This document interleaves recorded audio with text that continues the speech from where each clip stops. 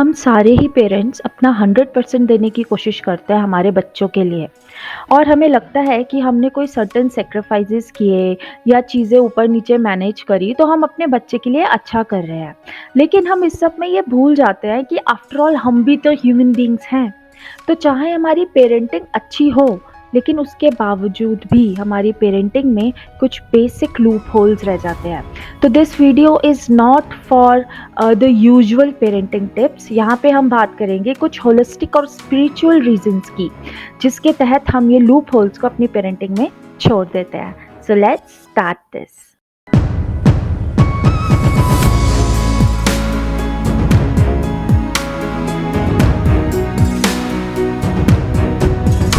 नमस्ते, मेरा नाम है अर्पिता और आप हैं मेरे channel coming from my soul पे। बात हम आज कर रहे हैं पेरेंटिंग के लूप होल्स की। ऐसी चीज़ें जो सबकॉन्शियस लेवल पे हम कर रहे होते हैं बट हम रियलाइज़ नहीं करते कि उनका इम्पैक्ट हमारे बच्चों पे लॉन्गर टर्म में क्या आने वाला है। तो इससे पहले कि हम वो 4-5 पॉइंट्स को डिस्कस करें, हम एक बेसिक चीज़ समझते हैं हमारी लाइफ की। This thing happens to everybody and this is the base of life where we feel the suffering. Okay, हमारी बहुत सारी सफरिंग का रीज़न ही ये चीज़ है। तो क्या बोलते हैं हम उसको? कंडीशनिंग। सो कंडीशनिंग का मतलब क्या है? कोई ऐसा प्रोसेस या इस टाइप की ट्रेनिंग जो किसी भी इंसान को ये सिखाए कि आपको एक सर्टेन वे में बिहेव करना है। जैसे बचपन से हमें सिखाया जाता है कि बड़ों से इस तरह बात करनी है, कंडीशनिंग। छोटों को हमेशा प्यार देना है, कंडीशनिंग। लड़कियों को इसी तरह बैठना है वरना अच्छा नहीं होता, कंडीशनिंग। शादी में पति का धर्म ये है सॉरी, शादी में पति का धर्म ये है और पत्नी का धर्म ऐसा है, कंडीशनिंग। अगर सोसाइटी में आपके पास अच्छा घर नहीं होगा, अच्छी गाड़ी नहीं होगी, अच्छी पोस्ट नहीं होगी, तो आप रिस्पेक्ट डिजर्व ही नहीं करते। क्या है ये? कंडीशनिंग। अगर लड़कियां सुंदर नहीं दिखेंगी, मोटी होंगी, तो उनका शादी करना बहुत मुश्किल है और शादी लाइफ के लिए बहुत इंपॉर्टेंट है। ये क्या हुआ? कंडीशनिंग। आजकल के बच्चों के लिए गर्लफ्रेंड बॉयफ्रेंड नहीं है तो तुम कर ही क्या रहे हो लाइफ में? ऐसे कैसे तुम सिंगल रह सकते हो? खुश ही नहीं रहोगे? क्या है ये? Again conditioning. 10th में 90% मार्क्स नहीं आए तो you are good for nothing, conditioning. बच्चों को माँ की इतनी ज़रूरत होती है कि माँ को अपना पूरा ध्यान बच्चों पे ही देना चाहिए, अल्टीमेट कंडीशनिंग। जोड़ियां आसमानों में बनी होती है, जिससे तुम्हारी शादी हो गई वही तुम्हारे जीवन भर का प्यार है। ओफो, कंडीशनिंग। हमें अपने कपड़े ज़्यादा रिपीट नहीं करने चाहिए। Water conditioning. बड़े चाहे गलत भी क्यों ना हो, छोटों को बड़ों की बात सुननी चाहिए क्योंकि बड़े अपनी एज की वजह से रिस्पेक्टेबल होते हैं। नहीं नहीं, कंडीशनिंग। तो कहने का मतलब ये है कि हमारे माइंड को बचपन से ही इतना कंडीशन कर दिया जाता है कुछ रूल्स एंड रेगुलेशंस के तहत कि हम अपने रियल ट्रू सेल्फ से बहुत दूर हो जाते हैं। So this is far from real spirituality. Spirituality मतलब पूजा पाठ नहीं, पूजा पाठ तो स्टेपिंग स्टोन है स्पिरिचुअलिटी की तरफ। Spirituality means unconditioning. Spirituality means to be able to shed off your conditioned layers and able to operate from your true self in your daily life. That is spirituality. So conditioning क्या करती है कि जो हमारी true self है उसके ऊपर परतें चढ़ाना शुरू कर देती है, और जैसे जैसे वो पढ़ते चढ़ती है वैसे वैसे हम समाज के हिसाब से अपनी लाइफ को चलाना शुरू करते हैं। हमारे जो गोल्स भी हैं, बहुत सारे गोल्स चाहे वो प्रोफेशनल गोल्स हो, कपल गोल्स हो, फ्रेंडशिप गोल्स हो, पता नहीं कौन कौन से गोल्स आ गए हैं आजकल। तो सारे कंडीशनड होते हैं, सारे सोसाइटी से आते हैं। आपको फ्रेंडशिप्स इतनी चाहिए भी या नहीं चाहिए वो मैटर नहीं करता। फ्रेंड्स होने ही चाहिए वरना फेसबुक पे फोटो नहीं लगेगी, फ्रेंड्स होने ही चाहिए वरना व्हाट्सएप पे मजा नहीं आएगा। This is conditioning. जो कपल दो जिस्म एक जान के जैसे नहीं रह सकते, उस कपल में बात ही नहीं है। Oh my god, this is ultimate conditioning. हुँ, तो अब कंडीशनिंग का हमारे पूरी लाइफ़ पे असर पड़ता है। पेरेंटिंग में ये चीज़ क्यों बहुत ज़्यादा इम्पोर्टेंट हो जाती है, क्योंकि जो एक पेरेंट होता है ना, वो खुद ही कंडीशन्ड होता है, पर हम रियलाइज़ नहीं कर पाते। हम अपनी कंडीशन स्टेट ऑफ माइंड से अपने बच्चे के लिए डिसीजन ले रहे होते हैं। हम अपनी कंडीशन्ड थॉट प्रोसेस से अपने बच्चे को पाल रहे होते हैं। हुँ, तो इस कंडीशनिंग का हमें हमेशा ध्यान रखना है, स्पेशली विद द पेरेंटिंग, क्योंकि जब हम खुद वुंडेड हैं, मतलब हम ऑलरेडी कंडीशन्ड हैं, हमारे अंदर उस कंडीशनिंग के तहत बहुत सारे वुंड्स हैं, तो वही वुंड्स हम रिफ्लेक्ट कर देते हैं अपने बच्चों पर भी, पर हमें लगता है हम सही पेरेंटिंग कर रहे हैं। ऐसा नहीं है कि ऐसा हमेशा होता है, पर कई बार हम ऐसा करते हैं, बट वी डोंट रियलाइज़। तो कुछ 4-5 पॉइंट्स आज हम देखेंगे, जो हम विदाउट इंटेंशन कर बैठते हैं। तो चलिए आगे बढ़ते हैं। अब इसको समझते हैं। होता क्या है कि जब एक पेरेंट जो कि खुद कंडीशन्ड है, अपने बच्चे को एक कंडीशन माइंड से पालने-पोसने की कोशिश करता है, तो वो सोसाइटी के रूल्स एंड रेगुलेशंस में उसे फिट करने की कोशिश करता है। अब होता क्या है कि जब एक कंडीशन्ड पेरेंट अपने कंडीशन माइंड से अपने छोटे से बच्चे को पालने की कोशिश करता है, तो बच्चे की एक्सपेक्टेशन यहाँ क्या है? बच्चे की एक्सपेक्टेशन है एक अ, जो नई सोल आई है, उसका बेसिक राइट। हुँ, किसी सोल के बेसिक राइट से जब कंडीशन्ड वैल्यू डिविएट कर जाती है, तो वहाँ पे गैप क्रिएट हो जाता है। उस गैप को हम बोल देते हैं वुंड, कि मेरा ये हक था, वो बच्चा बोल रहा है कि मेरा ये हक था, लेकिन मेरे मम्मी-पापा ने मुझे बोला कि नहीं, ये तो ऐसे ही करते हैं, वरना लोग ऐसा-ऐसा सोचेंगे। एग्ज़ाम्पल दे रही हूँ। हुँ, तो अब जो बच्चे की अंतरात्मा है वो तो कुछ और चाह रही है, लेकिन लोग ऐसा-ऐसा सोचेंगे, इसलिए बच्चा तुम इसको ऐसे करो, बाद में कभी देख लेना। जब यही चीज़ 2-3 बार रिपीट हो जाती है, तो जो अंदर उसके कॉन्शियसनेस में गैप क्रिएट होता है, उसको बोलते हैं वुंड। और अब क्योंकि ये बार-बार रिपीट हो रहा है, तो वो उसकी लाइफ़ का एक पैटर्न बनेगा, और उस पैटर्न के तहत वो सर्टेन वे में बिहेव करना शुरू करता है। तो ये असर पड़ता है एक कंडीशन पेरेंट का दूसरे बच्चे को कंडीशनिंग के द्वारा अपब्रिंगिंग देने से। तो चलिए अभी हम देखते हैं वन बाय वन कुछ 4-5 पॉइंट्स। वैसे इस एरिया में बहुत सारे पॉइंट्स हैं, डिस्कशन बहुत लंबा हो सकता है, but for the sake of this video I have come up with 5 points. So let's see. सबसे पहला, पेरेंट को ऐसा लगता है कि जो किड है वो मुझे बिलॉन्ग करता है पूरा-पूरा 100%। इसमें कोई गलत बात नहीं है। ऑब्वियसली हमारे घर में कोई नन्हा मेहमान आया है, हम उसके पेरेंट्स हैं, तो हमारी रिस्पॉन्सिबिलिटी है। फाइनेंशियली, फिज़िकली, इमोशनली, स्पिरिचुअली हर तरीके से हमारी रिस्पॉन्सिबिलिटी है कि हम उसकी अपब्रिंगिंग करें। पर यहाँ पे आप एक बात समझें, सबसे पहले तो जो बच्चा आता है फैमिली में, उसने फैमिली को चुना होता है। ये मैं आपको स्पिरिचुअल एस्पेक्ट बता रही हूँ। उस बच्चे ने फैमिली को चुना होता है, फैमिली ने बच्चे को नहीं चुना होता है, ठीक है? तो एक बेसिक फटाफट से समझ लेते हैं कि हर सोल का अपना-अपना जर्नी है और अपना-अपना प्रारब्ध है। हुँ? प्रारब्ध के ऊपर मैंने एक वीडियो बनाया है, मैं डिस्क्रिप्शन बॉक्स में डाल दूँगी, आप उसको देखिएगा ये कॉन्सेप्ट समझने के लिए कि क्यों बच्चे 100% हमें बिलॉन्ग नहीं करते। तो अब ये जो बच्चा आया है, इसने पहले भी ज़िंदगियाँ जी हुई है, उन ज़िंदगियों में हम उनके पेरेंट्स नहीं थे। हुँ, हो भी सकता है, नहीं भी हो सकता है हम उनके फ्रेंड्स हों, हो सकता है हम उनके चाचा-चाची हों, हो सकता है एक चाची हो और एक मामा हो, अभी किसको पता कि कितने एंटेंगलमेंट्स रहते हैं कर्मा के। तो अब ये बच्चा जो है, जब वो स्पिरिट वर्ल्ड में है, तो उसने देखा है कि मेरा इतना प्रारब्ध है आकाशिक रिकॉर्ड्स में, ठीक है? Akashic record is a library जहाँ पे हमारे सारे कर्मों का कच्चा छिट्टा होता है, उसको हम संचित कर्मा बोलते हैं।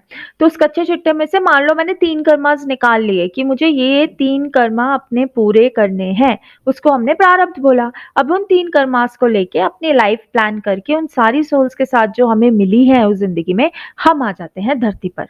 तो ये जो बच्चा है, इसने अपने मम्मी-पापा को खुद चुना है कि मेरे पेरेंट्स का ये मेंटल सेटअप होगा, दोनों का इंडिविजुअली अलग-अलग, दादी-दादा, नानी-नानी सब मिला के। The software is just so good.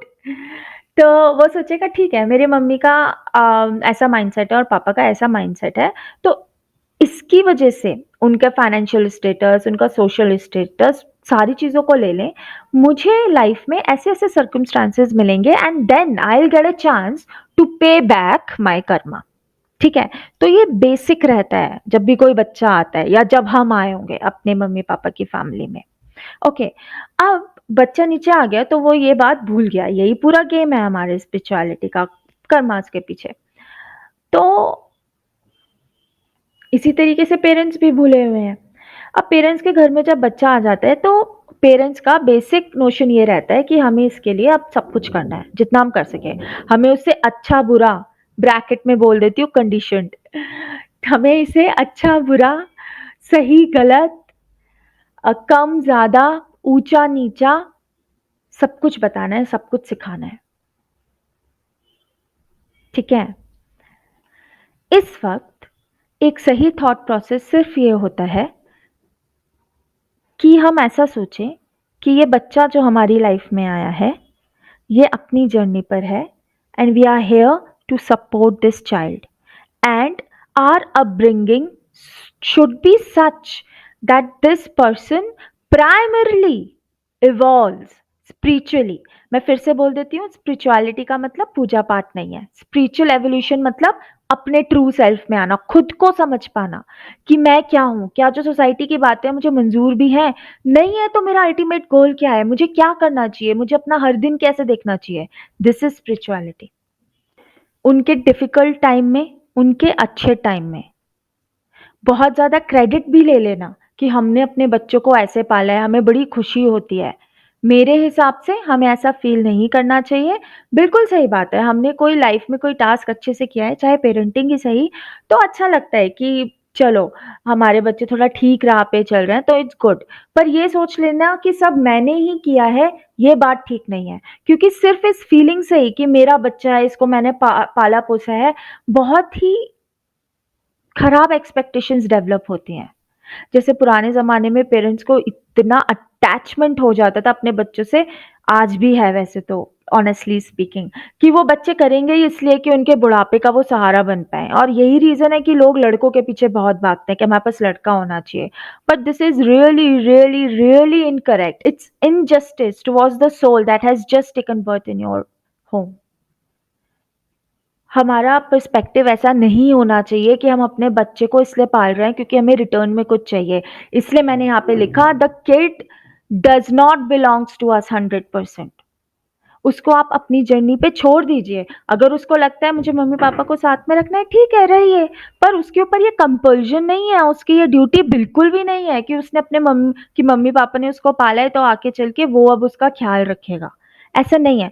तो 90% ऑफ द केसेस हमारी इंडियन अपब्रिंगिंग थोड़ी-सी रहती ऐसी है कि बच्चे रखते ही हैं पेरेंट्स को साथ।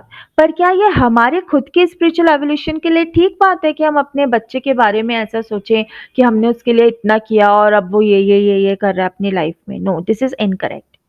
तो हमें ये सोचना ही नहीं है कि जो बच्चा है वो पूरा-पूरा मुझसे बिलॉन्ग करता है और मेरे ज़रिए उसकी खुशी और गम होना चाहिए। नो। उसके एक्सपीरियंसेस के लिए भी हमें उसे छोड़ना ही होगा। उसके अपने प्रारब्ध के लिए। उसको एक्सपीरियंसेस बहुत सारे लोगों से मिलेंगे। हमारी रिस्पॉन्सिबिलिटी बहुत थोड़ी बनती है कि हम उसके अपने एक्सपीरियंसेस में इंटरफेयर करें। तो यहाँ पे बात समझने की सिर्फ़ इतनी है कि कभी भी अपने मन में ना लाएँ कि आपके बच्चे की 100% रिस्पॉन्सिबिलिटी आपकी है। उसका ख़्याल रखने वाला ये पूरा कॉस्मिक भी है, ये पूरा यूनिवर्स चल ही उसके कर्मों के हिसाब से रहे। तो आपसे भी कुछ ऊँचा-नीचा हो जाता है तो परेशान ना हों और आपसे कुछ बहुत बेहतरीन हो जाता है तो फुल क्रेडिट भी ना लें। थोड़ा-सा डिटैचमेंट रखना बच्चों के साथ बहुत ज़रूरी है। अल्टीमेटली तो हमें पता है वो अपनी जर्नी पे आगे बढ़ेंगे ही बढ़ेंगे। Okay, so let's move to the next point. Putting your own wounds on your kid. देखिए, क्योंकि हमारी पेरेंटिंग भी एक कंडीशन माइंड से हुई है, तो बचपन में हम खुद बहुत सारे वुंड्स कैरी करते हैं। हुँ, छोटा-सा एग्ज़ाम्पल देती हूँ। जैसे मानो किसी मदर के साथ उसके बचपन में कोई सेक्सुअल अब्यूज़ हुआ है। घर में चाचा, ताऊ या पड़ोस के अंकल या कोई कज़िन, किसी ने भी ऐसा कुछ किया है, ठीक है? अब वो जो बच्ची है वो गई अपने मम्मी के पास उनको बताने कि मम्मी ऐसे-ऐसे उन्होंने ऐसा किया। यूजुअली पेरेंट्स क्या करते हैं, पेरेंट्स को पहले ज़माने में भी हमेशा से ये पता होता है कि ये चीज़ें सोसाइटी में होती ही होती हैं। पर क्योंकि वो बहुत ज़्यादा सोसाइटी ड्रिवन होते हैं, वो ऐसी बातों को दबा ले जाते हैं और बच्चे को समझाते हैं कि बच्चा कभी ऐसा हो जाता है, अच्छा तुम उनसे दूर रहना, अब तुम ज़्यादा परेशान ना करो। और उसके 1 हफ्ते बाद वही चाचा, वही कज़िन, वही ताऊ फिर से घर में होता है बच्चे के। ठीक है? तो क्या ये फुल सपोर्ट करना है बच्चे के लिए? नहीं है, करेक्ट? तो अब ये जो बच्ची है ना, उसके मन में एक वुंड बैठ जाएगा कि मेरे साथ ऐसा हुआ, मैंने बहुत खराब फ़ील किया, पर मेरी मम्मी ने मुझे उतना सपोर्ट नहीं किया। तो ऐसा नहीं है कि वो इतना लॉजिकली सोच पाएगा, जितना लॉजिकली मैंने बोल दिया। पर क्योंकि हम हमेशा ना अपनी आत्मा से ऑपरेट कर रहे होते हैं, जिस भी चीज़ को हम आत्मा बोलते हैं, हम उससे ऑपरेट कर रहे होते हैं। तो उससे थोड़ा-सा भी डेविएशन आता है ना और हमारे राइट्स पे इम्पैक्ट पड़ता है, तो वहाँ एक वुंड क्रिएट होता है। अब ये बच्ची जब बड़ी बड़ी होगी, उसकी शादी होगी, उसके अपने बच्चे होंगे, तो वो she is more likely to tell the kids, specially अगर उसकी डॉटर है कि all men are same, the society is like this, don't trust man easily, it's not good, stay maintain your own distance, don't be friends with boys very easily, etcetera etcetera. इसमें कुछ बातें थोड़ी बहुत ठीक है, लेकिन अल्टीमेटली ऐसा नहीं होता है कि all man are same, correct? पर अब ये लेडी क्या कर रही है, अपने बच्चे पे डाल रही है, उसको बोल रही है कि सुनो, सारे मर्द जो हैं वो ऐसे ही होते हैं, तो तुम अपना ख्याल रखना। दिस इज इनकरेक्ट, सारे मर्द ऐसे नहीं होते हैं। और बहुत बार हम पे भी डिपेंड करता है कि हम खुद कैसे हैं। तो इस टाइप की चीज़ें जो हम कर रहे होते हैं ना, हमें लगता है अपने एक्सपीरियंसेस से हम अपने बच्चे को एक अच्छी सलाह दे रहे हैं। नहीं, हमें अपने एक्सपीरियंसेस का इम्पैक्ट बच्चों पे नहीं आने देना चाहिए। हमें अपने एक्सपीरियंसेस उनसे शेयर करने चाहिए कि बेटा मेरे साथ ऐसा-ऐसा हुआ या मैंने ऐसा फ़ील किया। तो this is what I feel and I'm sharing with you. But your experiences might be totally different. Yeah. So you just keep this in mind. Maybe you will never encounter such men. This is just an example which I have given. तो हमारे जो experiences हैं उनसे हमने एक decision ले लिया, हमने उससे कंक्लूड कर लिया कि ओके सोसाइटी में ऐसा होता है। अब उस कंक्लूजन को एज अ लर्निंग हम बच्चे में फीड कर रहे हैं। No, this is bad. आपको क्या पता उस बच्चे के साथ जिंदगी में आगे क्या हो। ऐसा भी तो हो सकता है उस बच्चे के साथ ऐसा कुछ भी ना हो, क्योंकि कई बार हमारे साथ भी वो होता है जो कर्मा हमें लौटाना होता है, बच्चे का वैसा नहीं है। या कई बार हमारे साथ ऐसा होता है कि हमारा जो अंदर का वाइब्रेशन होता है वही हम सामने अट्रैक्ट कर रहे होते हैं, पर बच्चे का तो वैसा नहीं है। तो बच्चे के मन में इस टाइप की टॉक्सिसिटी डालना कोई अच्छी बात नहीं है। ये हम गलती करते हैं, हम गलत करते हैं।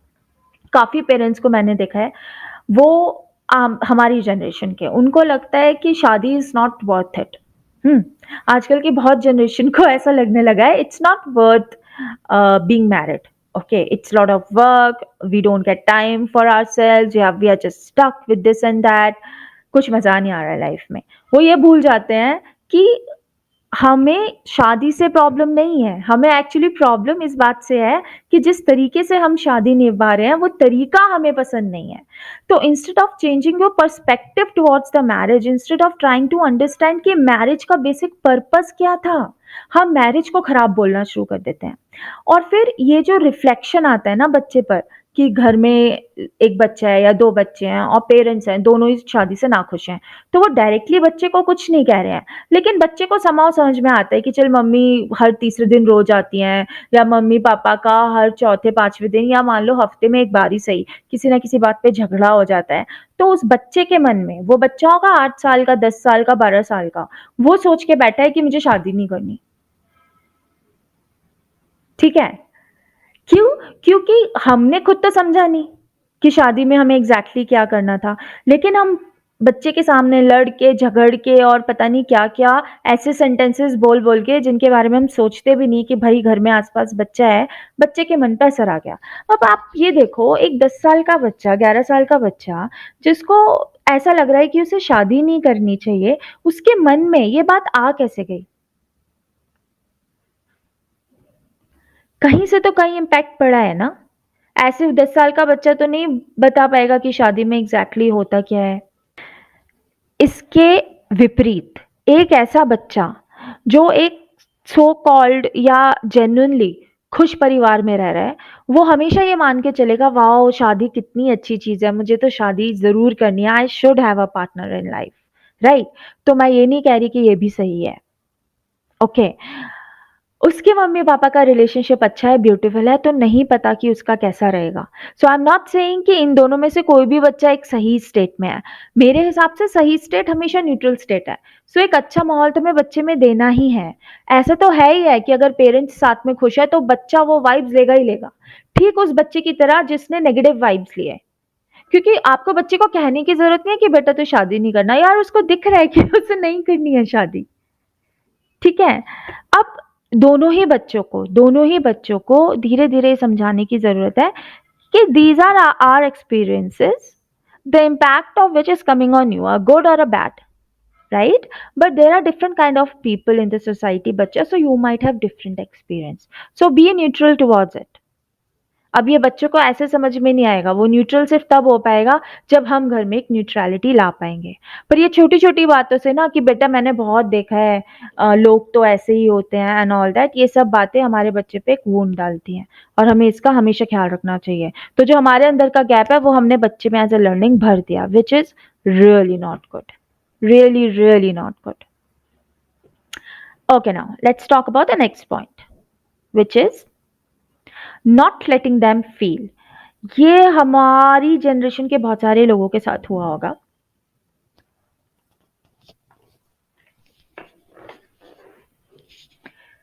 कई बार पेरेंट्स बहुत प्राउड फील करते हैं कि वाओ मेरे बच्चे को तो अभी से क्लैरिटी है कि उसे शादी नहीं करनी है।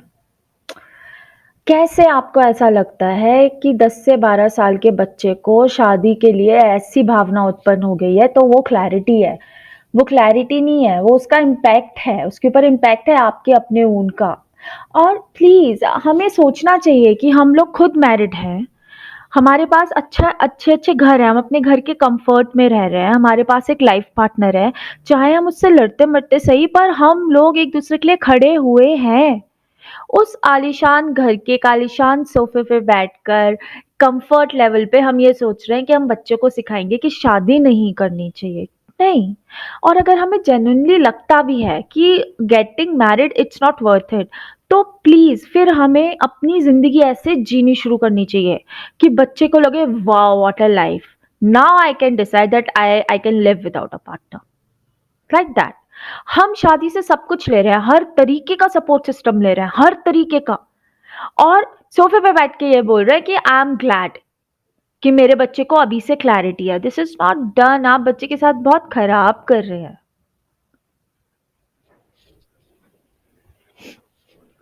हम अपनी शादी से हर तरीके का सपोर्ट सिस्टम ले रहे हैं, लेकिन अपने बच्चे के लिए ये सोच रहे हैं कि अरे वाह उसको क्लैरिटी है, उसको शादी नहीं करनी। एक 10 से 12 साल का बच्चा नहीं। ये एक बहुत बड़ा लूप होल है जो आजकल सोसाइटी में बहुत है। जो मैंने फेस किया मैं तुमको नहीं फेस करने दूँगी। पर उसके साथ जो मुझे प्रिविलेजेस मिल रहे हैं उसकी मैं बात नहीं कर रही हूँ। Come on, we have to talk about privileges also. We have to neutrally tell them कि हाँ, शादी के ये फायदे हैं, ये नुकसान है। Late the kid grow up, let them decide what they want. And अगर मैं मेरी बात करूँ तो मुझे ऐसा लगता है कि अगर हमें शादी नहीं करनी है, क्योंकि शादी क्यों समाज में बनाई गई उसका भी एक रीज़न है। तो अगर हम शादी में नहीं जाना चाहते हैं तो हमारे पास एक बहुत हायर गोल होना चाहिए और वो सिर्फ़ स्पिरिचुअल गोल हो सकता है और कुछ हो ही नहीं सकता।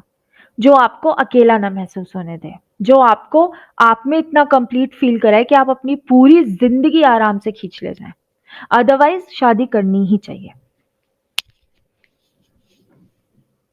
Anyways, this video is not about the shadi. Shadi was just an example, but I have been seeing these kind of examples being given to the kids to not to get married. So I thought I'll simply talk about it.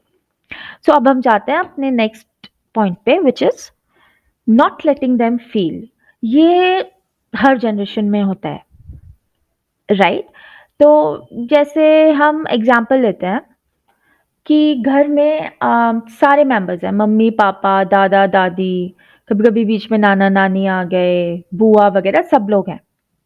घर का कोई एक member है जो बच्चे को किसी न किसी चीज़ पे कुछ न कुछ सुनाता रहता है, ठीक है? और ये बच्चा अब परेशान है, तो ऐसा मान लेते हैं कि घर में एक बेबी गर्ल है, लेकिन घर के जो बड़े लोग हैं उनको बेबी बॉय चाहिए था। तो वो डायरेक्टली और इनडायरेक्टली उस बेबी गर्ल को बोलते हैं कि एक लड़का भी होना चाहिए, एक लड़का भी होना चाहिए। हाँ, हमारी बच्ची तो बहुत प्यारी है, पर एक लड़का होना चाहिए। अब इस बच्ची के मन में ना धीरे-धीरे ये आएगा कि कहीं मेरे पेरेंट्स को बेबी बॉय तो नहीं चाहिए था। हुँ, अब एक दिन वो उदास बैठी है और अपनी मम्मी से पूछ रही है कि मम्मी आप लोगों को बेबी बॉय तो नहीं चाहिए था? अब उस मम्मी को अगर सच में बेबी बॉय चाहिए होगा, तो वो उसको बोलेगी कि नहीं, नहीं ऐसी तो कोई बात नहीं है, हमें कोई बेबी बॉय नहीं चाहिए था, वी रियली लव यू। हुँ, तो वो बच्ची बोलेगी okay mamma I trust that but दादी या दादाजी हमेशा मुझसे ऐसे क्यों बात करते हैं कि तुम लड़की हो, तुम्हें यही ऐसे करना चाहिए, तुम लड़की हो, तुम्हें ज़्यादा नहीं बोलना चाहिए, इसके पास एक भाई होना चाहिए वरना इसको प्रोटेक्ट कौन करेगा? So I feel really bad about them. Now इस पे इफ द मदर सेज कि बेटा देखो बड़े तो ऐसी बातें बोलते ही रहते हैं कि एक लड़का होना चाहिए, लड़का होना चाहिए तुम्हारे लिए, but you don't feel it. Just let it go. क्योंकि वो बड़े हैं, बड़ों की बात बुरी भी लग जाए, तो उनसे कुछ कहना नहीं चाहिए। हुँ। अब ये बच्ची हफ्ते में एक बार कोई ना कोई बात ऐसी सुन रही है अपनी दादी से, अपनी मम्मी से, जिसके उसके मन में ये आ रहा है कि because she is a female she can not take care of her self, she needs a man in her life. और अब अगर ये बच्ची एक स्ट्रॉन्ग सोल है तो वो बचपन से ही इस बात को रिजेक्ट करेगी, उसकी सोल। आप समझ रहे हैं? एक बच्चा फिजिकली एज में दूसरों से छोटा हो सकता है। कि दूसरे लोग 30 इयर्स के हैं, वो बच्चा सिर्फ 5 इयर्स का या 8 इयर्स का है। वो फिजिकली वो एज गैप हो सकता है। लेकिन स्पिरिचुअली इस बच्चे की सोल जो है वो इन लोगों से भी बहुत इवॉल्व हो सकती है। तो बचपन से ही वो इस चीज़ को रिजेक्ट करेगी कि उसको अपनी लाइफ में एक मैन की ज़रूरत है। ठीक है, पर क्या होगा, हम उसको जब ये एक्सप्रेस नहीं करने देंगे, जब मम्मी उसकी ये बात सुनना ही नहीं चाहती कि नहीं बेटा ऐसा नहीं होता, हमें कुछ चीज़ें करनी होती है। No mummy I am fine with it, क्यों आप दादी को क्यों नहीं बोलते? वो हर वक़्त मुझे ऐसे बोलती हैं। या दादाजी को क्यों नहीं बोलते? वो हमेशा मुझे ऐसे ट्रीट करते हैं जैसे मैं छुई हुई हूँ। I can do my things. तो उसको मम्मी कहेंगी इट्स ओके, तुम अपनी चीज़ अपने हिसाब से करो और उनसे कुछ मत कहना। So this is something which we called as don't feel. Okay, so the kid is feeling deep inside, उसको घुटन हो रही है, लेकिन उसको ये कहा जा रहा है कि उसको एक्सप्रेस नहीं करना। ठीक है, अब ये जो टैक्टिक होती है ना, मैं तो इसको टैक्टिक ही बोलूंगी, क्योंकि ये एक हम मास्क पहनते हैं अपने फेस पे कि सामने वाले ने कुछ कहा, हमें फील हुआ, लेकिन हम वो जताना नहीं चाहते कि हमें फील हुआ, तो अब हमने मास्क पहन लिया। और ये मास्क हम सब पहन के रहते हैं, हम अपने घर वालों के साथ भी मास्क पहन के रहते हैं।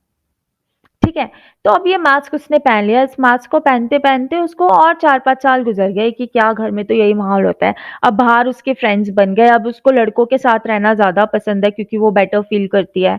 जो से लड़कियाँ सेम तरीके से बातें करती हैं, वो उससे दूर रहती है। तो एक दिन तो अब वो बड़ी हो चुकी है, एक दिन उसके घर में उसकी बहुत सारी फ्रेंड्स आईं, कुछ 4-5 फ्रेंड्स आईं और सबका प्लान बना कि चलो हम लोग मूवी देखने चलते हैं। अब उसी सीन में दादी आ गईं और दादी बोलती हैं कि नहीं ये लोग मूवी देखने नहीं जाएँगे, सिर्फ़ लड़कियाँ-लड़कियाँ हैं, ये सेफ नहीं होता। अब इसका कोई भाई होता तो उसको लेके जाता या फिर उनके फ्रेंड सर्कल में कोई होता तो साथ में जाता। अब ये लड़की जो है उसका भर चुका है और अब वो अकॉर्डिंगली बिहेव करती है। इन सीन्स में बिहेव करने के 2 तरीके होते हैं।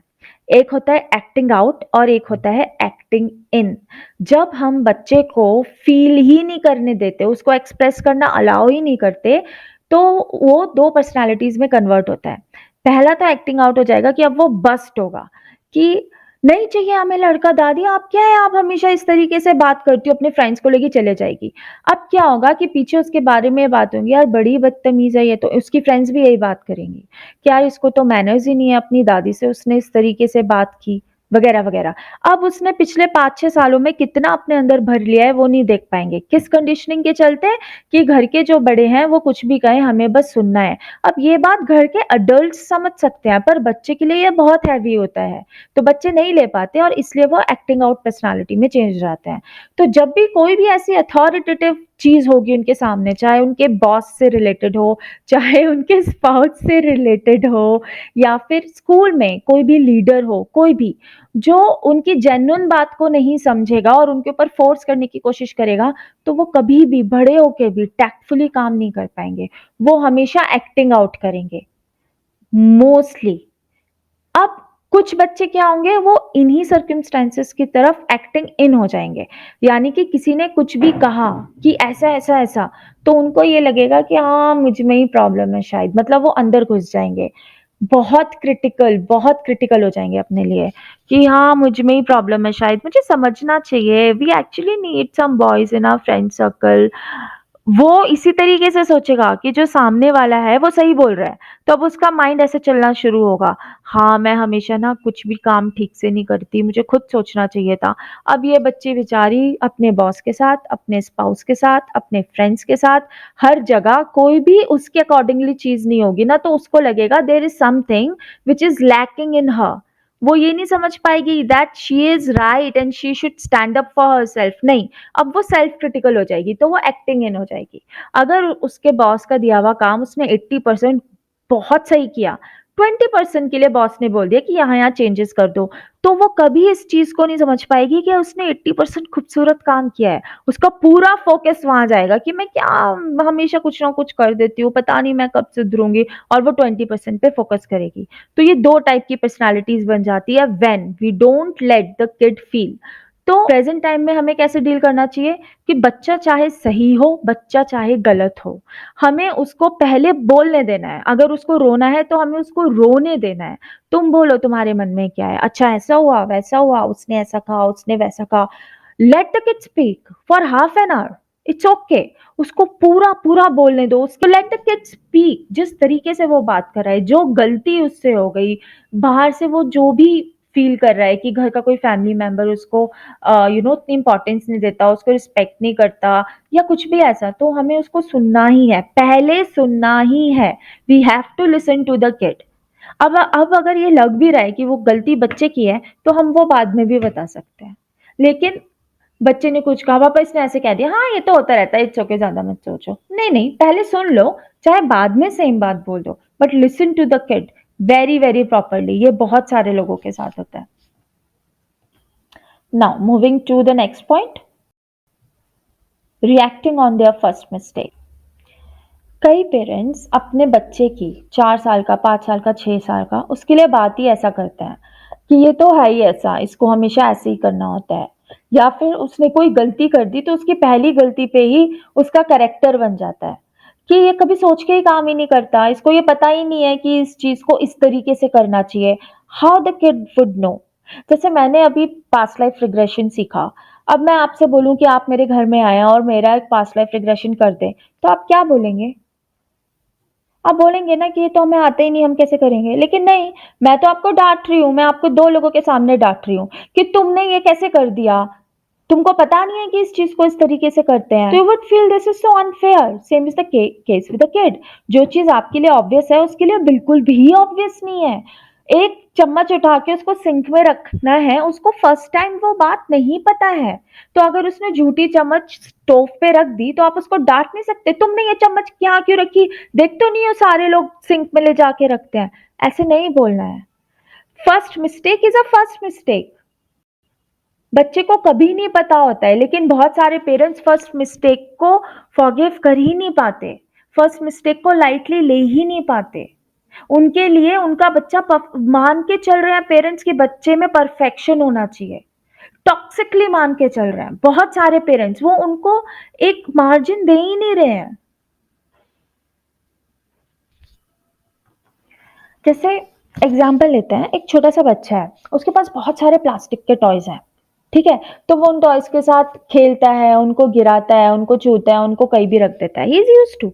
जब वो 6 साल का हुआ तो उसके पास पहले बार किसी ने कांच की कोई डॉल दे दी कि बेटा ये डॉल ना मैं फिरोजाबाद से लाया हूँ, मैं फिरोजाबाद इसलिए बोल रही हूँ क्योंकि वहां पे क्लास के आइटम्स बहुत अच्छे मिलते हैं, तो just to set an example, Firozabad से आपका कोई रिलेटिव आया और उसको लगा कि यार बड़ी प्यारी सी बच्ची है उसके घर, चलो उसको ना एक कांच की डॉल देते हैं, ठीक है, तो वो डॉल वो आई, आपने डॉल डाइनिंग टेबल पे रख दी।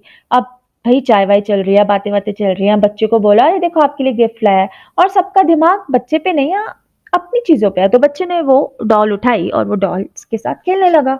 डॉल के साथ खेल रहा है तो अब डॉल के साथ वो वैसे ही खेल रहा है जैसे वो पहले अपने टॉयज के साथ खेलता था।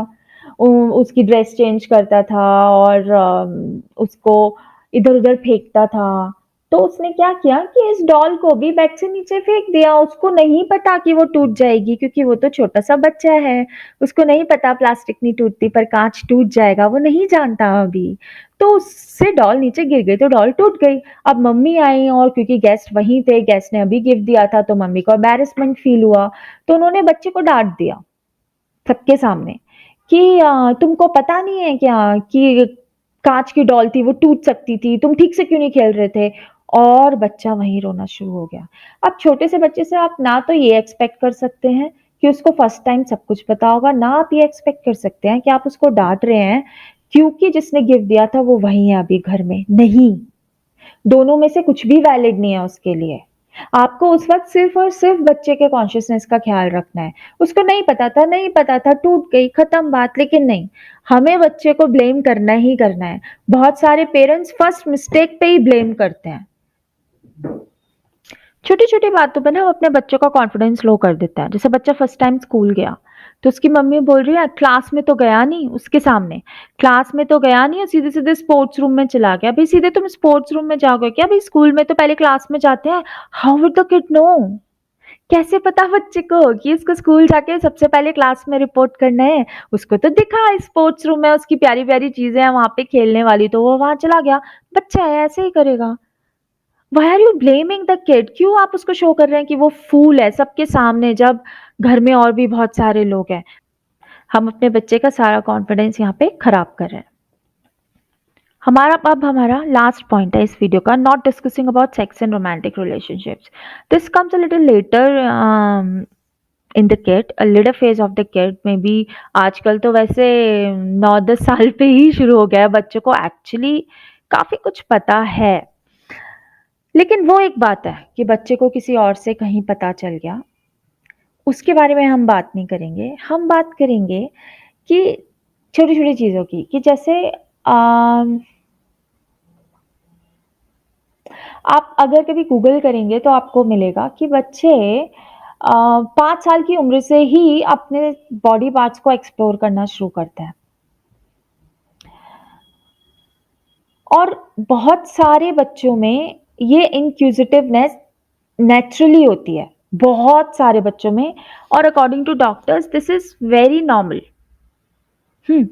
अब हम क्या करते हैं अपने घर पे इन सब चीजों को लेके एक ऐसा टैबोइश माहौल बना के चलते हैं, अभी भी आज की सोसाइटी में भी, कि we end up making the kid feel not so great. In fact, I should say disgusting about this. In the sense कि सपोज किसी पेरेंट ने बच्चे को देख लिया कि वो अपने प्राइवेट पार्ट्स एक्सप्लोर कर रहा है, बच्चे को कुछ नहीं पता कि वो क्या कर रहा है। ओके, 5 साल का बच्चा है, 6 साल का बच्चा है, 7 साल का बच्चा है, वो नहीं जानता। फर्स्ट ऑफ ऑल तो ये गलत नहीं है, लेकिन अगर आपको ऐसा लगता है क्योंकि आपका माइंड कंडीशनड है कि ये गलत है, तब भी आपको ये समझना चाहिए कि बच्चे को कुछ नहीं पता। It's again like their first mistake. First of all, it's not a mistake. But if in your point of view it's a mistake, even then it's a first mistake. तो आप बच्चे को डिस्गस्टिंग फील नहीं करा सकते कि तुम क्या कर रहे हो, ये क्या तरीका होता है, जाओ जाके खेलो, ऐसे नहीं करना है। नो, बस ऐसे 1-2 एपिसोड्स होंगे जब वो पूछेगा कि मम्मी बच्चे कैसे पैदा होते हैं? तो आप बोल देंगे कि बच्चे बास्केट में ऊपर से आते हैं, भगवान भेजते हैं या हॉस्पिटल में डाल देते हैं और हम भेज देते हैं। दूसरा एपिसोड, तीसरा एपिसोड कि मम्मी स्कूल में एक लड़की है वो ना हमेशा मेरे पास ही बैठना चाहती है। मुझे समझ में ही नहीं आता वैसे तो I feel good but I don't know what should I do? You should not sit with the opposite gender, you tell the teacher and sit with the boy. Correct? ये मैंने बहुत सटल एग्जांपल्स दिए, पर ऐसे ही बहुत सारी चीज़ें होते-होते जब पेरेंट्स को ये लगता है कि इन सब चीज़ों के बारे में बात करने से बच्चे के ऊपर बुरा असर पड़ेगा, उसके ऊपर बात ना करने से ज़्यादा बुरा असर पड़ जाता है। तो ऐसे बच्चे या तो आगे चल के ओवरली इंडल्ज हो जाते हैं या कम इंडल्ज हो पाते हैं। क्योंकि आप बच्चे को मत बताइए, बच्चा तो कहीं न कहीं से पता कर ही लेगा। करेक्ट? एग्ज़ाम्पल लेते हैं, किसी भी चीज़ को बहुत बुरी तरीके से नकार देना, डिनाई कर देना, ये भी उसको स्पेशल बनाने जैसा ही होता है। जब तक हम इन सब चीज़ों को नॉर्मली लेना नहीं सीखेंगे फैमिली लाइफ में भी, अगर हम कुछ छोटी-मोटी चीज़ें इससे रिलेटेड उसके बारे में भी डिस्कस नहीं कर सकते अपने बच्चों से, ऐसे कैजुअली बात नहीं कर सकते, तो बच्चों के लिए ये चीज़ या तो बहुत स्पेशल या बहुत डिस्गस्टिंग हो जाती है। फिर इस टाइप के बच्चे आगे चल के अपने पार्टनर से, लाइफ पार्टनर से या तो बहुत ज़्यादा एक्सपेक्ट करते हैं या फिर उनके एक्सपेक्टेशंस को फुलफिल नहीं कर पाते हैं। इसको हम बोलते हैं इंटीमेसी डिसफंक्शन। इंटीमेसी डिसफंक्शन तब भी आता है जब बच्चे को एक मदर का या फादर का या फैमिली मेंबर्स का अच्छे से फिजिकल टच नहीं मिला हो। माने आपकी फैमिली में एक दूसरे को कडल करने का, हग करने का कोई रिचुअल ही ना हो। आप सुबह उठते हैं, सब बस गुड मॉर्निंग बोलते हैं, ऐसे ही चले गए, ऐसे ही आ गए। मतलब फिजिकल टच ही नहीं है अगर फैमिली मेंबर्स में एक दूसरे के प्रति हेल्दी फिजिकल टच, तो वो भी इंटीमेसी डिसफंक्शन को अट्रैक्ट करता है उस बच्चे की लाइफ में। या तो उसको फिर बाद में बहुत ज़्यादा इंटीमेसी की ज़रूरत पड़ती है या फिर वो बिल्कुल ही खुद को और अपने पार्टनर को डिप्राइव्ड रखता है। ये सब चीज़ें सिर्फ़ इसलिए होती हैं क्योंकि हम इसको टैबू बना के चलते हैं। या तो ये बहुत ही अच्छा है भई जिसकी सेक्स लाइफ़ बहुत अच्छी है, शादी तो उसी की अच्छी है, ये भी बेकार है। या फिर बिल्कुल ही नहीं करना चाहिए भई मैं तो स्पिरिचुअल हूँ, ये भी बेकार है। तो हम बच्चे को क्या समझाते हैं, हम बच्चे के दिमाग में खिचड़ी बना देते हैं।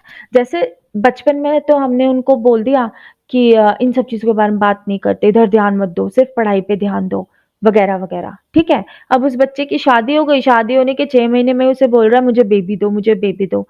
क्या क्या मेस है ये? मतलब this this is really a mess. आपको सुनने में अजीब लग रहा होगा पर जिस लेवल पे कॉन्शसनेस काम करती है, वो बच्चा वुंडेड है। अब वो इंटरेस्ट नहीं ले पाएगा या फिर इतना इंटरेस्ट लेगा कि दोनों ही कंडीशन में उसको बच्चा नहीं चाहिए, फिर क्या करेंगे? Yes, so this is something जब आप हमें सेक्स और रिलेशनशिप्स को नॉर्मल रख के चलना है। जैसे हम स्पोर्ट्स के बारे में भी बात कर सकते हैं अपने बच्चों से, वैसे हम इसके बारे में भी बात कर सकते हैं। और बात करने के लिए कोई स्पेशल मोमेंट नहीं होना चाहिए। लाइक मेरी डॉटर है, वो मेरे को आके अपने फ्रेंड्स के बारे में या किसी की कोई सी भी हरकत के बारे में कुछ भी बोलती है, तो हम उसको तभी के तभी बहुत ईजिली कैजुअली बात करते हैं, रियली ऐसा हुआ, ओ माई गॉड, देन आपका क्या रिएक्शन था? Just like that, simple. आपका simple reaction, simple casual way उनकी किसी भी बात के प्रति उनको नॉर्मल फील कराएगा उस चीज के लिए, that it's a part of life, that's it. लेकिन हम मॉडर्न पेरेंटिंग में भी क्या चूज करते हैं? बैठ के बात करना कि भाई हम तो मॉडर्न है, हमने अपने बच्चों को ऐसे ऐसे पाला है, तो हमने तो उन्हें अच्छे से सिखाया है। बैठ के बात करना is the worst thing that we do with our kids. बैठ के उन्हें मत समझाइए, उनको मॉडल करके समझाइए। Be a model for them.